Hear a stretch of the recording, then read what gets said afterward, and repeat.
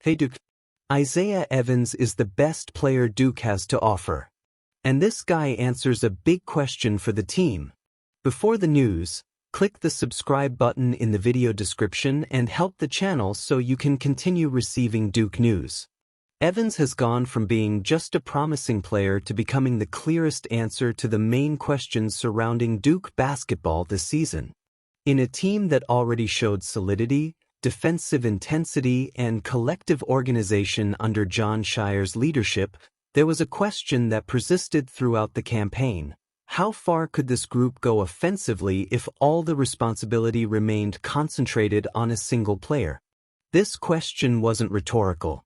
It manifested itself in the final minutes of big games, in the defensive adjustments of opponents, and in the predictability that sometimes set in during decisive moments. Duke faced an extremely demanding non-conference schedule, playing against 5 ranked teams even before the ACC games began.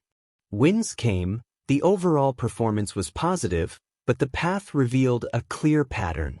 Cameron Boozer, a rookie phenomenon and favorite for individual awards, was forced to practically carry the weight of scoring alone when games got tough.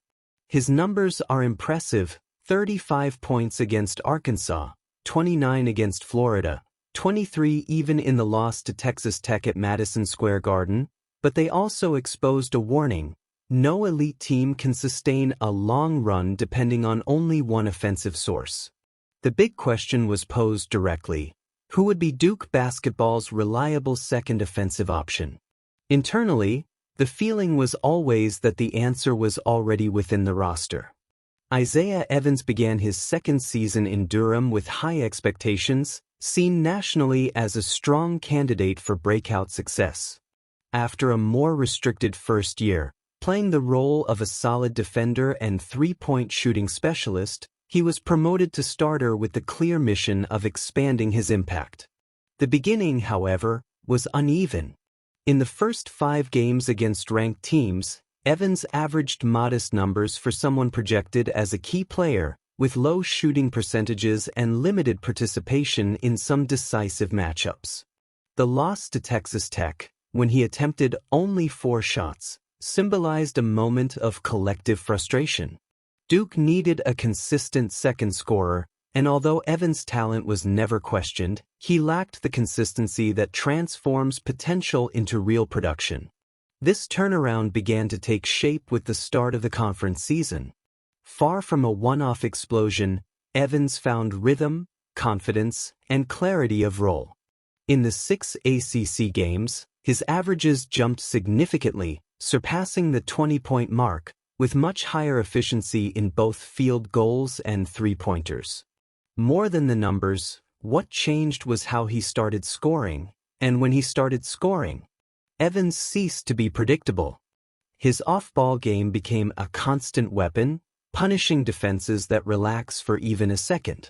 He moves intelligently, reads spaces, uses screens with precision, and now finishes with much more aggression toward the basket. The development of his penetration game has expanded his offensive arsenal and forced opponents to make difficult choices: protect the perimeter or close down the paint.